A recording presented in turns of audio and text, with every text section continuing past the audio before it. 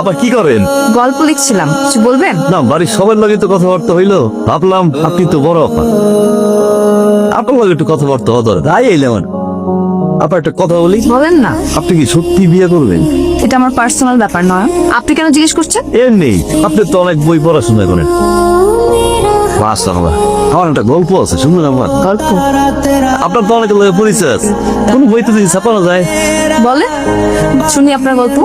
আমার এলাকায় একটা মেয়ে ছিল আপনার মতো দেখতে, অনেক সুন্দর, প্রতিদিন কলেজে তাকাই তাকাই দেখ মন বিরা। একটা সিডি দিছিল অবশ্য, চিঠিটা কিসে পেয়েছিল? পেয়েছি,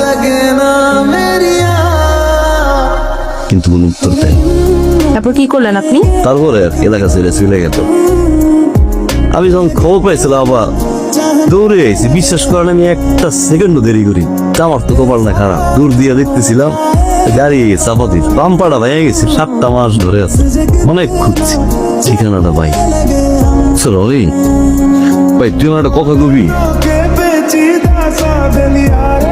তুই কি চিঠিটা দিছিলি? চিঠিটা তো আমি দিতে পারিনি দোস্ত। কি তোর যদি সে ভালো না বাসতো দোস্ত, তাহলে কি চিট কোড দিত? কি করবি তুই এটা? তার কথা বলেছি। আমি রাজি ওকে বিয়ে করতে, বাবা। অনেক তো অপেক্ষা করে আর কত রে মা।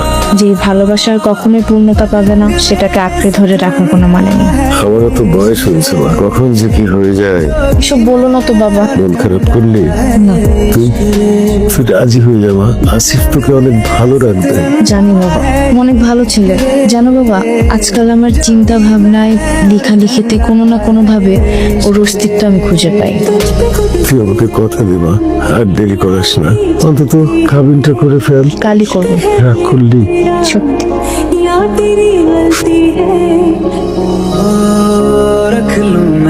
না, আপনার গল্পটা তো পুরোটা শোনা হলো না। গরিব মানুষের গল্পই কি আর ভালোবাসে, লাগালো সাজান। তারপরও মানে শেষটা কি হয়েছিল? কিছুর উত্তর পেলেন? খোঁজ না নিতা? চেষ্টা করছো,